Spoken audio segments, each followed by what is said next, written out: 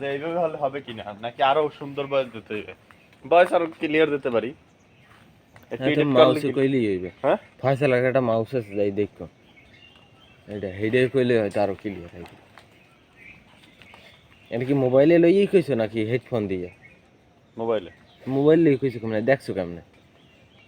Video দেখা লাগে না তো। তাই আগে রেকর্ড করছি, পরে রেকর্ডের স্পিড একটু কমাইছি, বাড়াইছি। মানে আগে রেকর্ড করছো কি? আগে স্ক্রিপ্ট লেখা মোবাইল রেখা রেকর্ড করছি। মানে আগে লেখছো, হুম। যে কোনার পর কোনা বলবা। হুম, গুড আইডিয়া।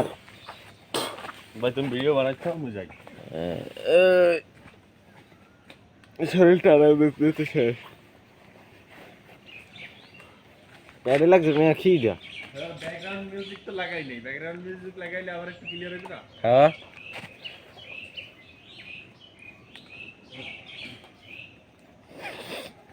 তো আপনার আম গাছের কিন্তু বিভিন্ন ধরনের এই জাত আছে, সেগুলোর এক একটা ধরনের এক এক, যেমন এই আম গাছটা হচ্ছে গিয়ে দেশি আম। তো এটার ভিতরে মানে এই আম গাছটা কিন্তু একটু, যে আমটা হয় সেটা একটু কিন্তু টক খেতে, ঠিক আছে, মানে একদম টক আম গাছটা, মানে আমটা খেতে। তো আপনার এক একটা আম গাছের মানে এক এক ধরনের ফল হয়, বিভিন্ন ধরনের ফল আছে। হ্যাঁ, তো আমার বাসার পাশের একজনের ছাদে একটা আম আছে লাল কালার, ঠিক আছে, সেই আমটা ঠিক এত বড় হয়।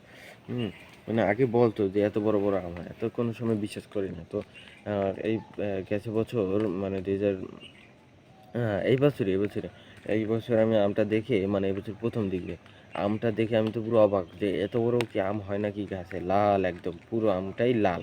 হুম মানে আমটাই লাল কাঁচা থাকতে। হুম তো পাকলে আরো লাল হয়ে যায়, গাঢ় হয়ে যায়, ঠিক আছে, মানে দেখতে একটু অন্যরকম, মানে খুব সুন্দর লাগে, ঠিক আছে। তো মানে এক একটা গাছের এক এক ধরনের আম, এক এক জাতের আম হয়ে থাকে। হ্যাঁ, তো আমাদের মানে এই আমাদের এই বরিশাল অঞ্চলে মানে সব ধরনের আম গাছই মোটামুটি হয়ে থাকে।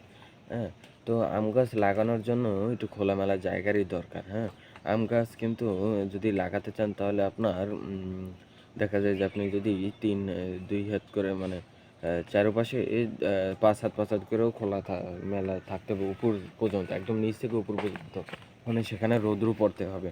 হ্যাঁ, ওই জমিটিতে, গাছটার আগাটায়, মূলটায়। হুম তাহলেই দেখা যাবে যে সেই গাছটা কি ধীরে ধীরে আরো বড় হচ্ছে। হ্যাঁ, আর আম গাছটা লাগানোর জন্য সর্বপ্রথম আপনি যেইখানে লাগাবেন সেই জায়গা নির্বাচন করবেন, উপরে ডালপালা কেটে দেবেন যদি বড় কোনো গাছ থাকে।